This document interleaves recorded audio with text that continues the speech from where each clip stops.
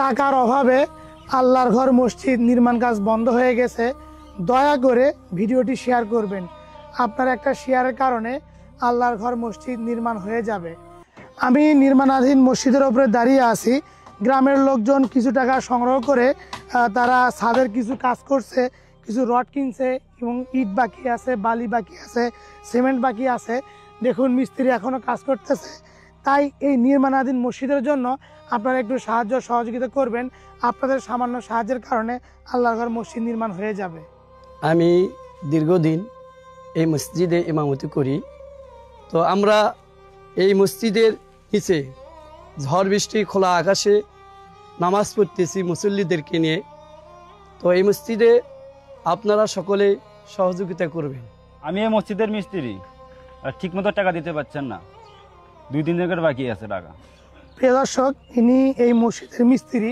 তিনি বলতেছে যে তারা এই মসজিদের নির্মাণে কাজ করতেছে। এই গ্রামের লোকজন তারা ঠিকমতো তাদেরকে টাকাও দিতে পারতেছে না। একবার তাহলে ভাবুন তারা কতটা টাকা সংকটে আছে। আমি এই মসজিদের সভাপতি। গ্রামের গরিব দুঃখী মানুষের কাছ থেকে পয়সা করে উঠায় মসজিদের কাজ এই পর্যন্ত এগিয়েছি।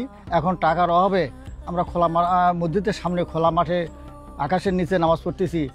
এইটা বন্যা প্লাবিত একটি এলাকা। এখানের মানুষগুলো দারিদ্রতার নিচে বসবাস করে। তাদের কাছে যতটুকু সাধ্য ছিল তারা সেই টাকা দিয়ে আল্লাহর ঘর মসজিদ নির্মাণ কাজ শুরু করছে।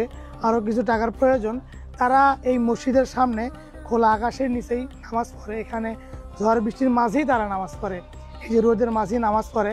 তো আপনারা যদি এই আল্লাহর ঘর মসজিদ নির্মাণে একটু সাহায্য সহযোগিতা করেন তাহলে তাদেরকে আর কষ্ট করে ঝড় বৃষ্টির মাঝে বা রোদের মাঝে নামাজ পড়তে হবে না।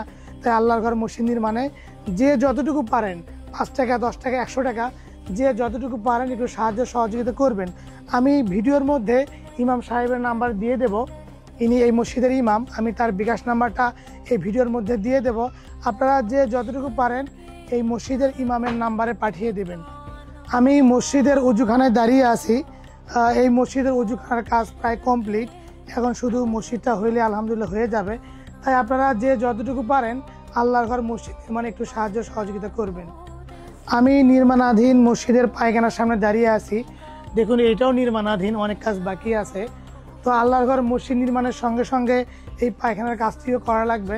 তো আল্লাহর ঘর মসজিদ নির্মাণের জন্য আপনারা যে যতটুকু পারেন একটু সাহায্য সহযোগিতা করবেন। দেখুন তারা মসজিদের শাটারিং করে রাখছে, বাঁশ দিয়ে শাটারিং করে রাখছে। কিছু টাকা হইলেই তারা মসজিদের ছাদের ঢালাই করতে পারবে। কিছু রড বাকি আছে, সিমেন্ট, বালি, ইট বাকি আছে। তো এগুলো কেনার জন্য কিছু অর্থের প্রয়োজন আছে। আপনারা যে যতটুকু পারেন এই আল্লাহর ঘর মসজিদ নির্মাণের জন্য একটু সাহায্য সহযোগিতা করবেন।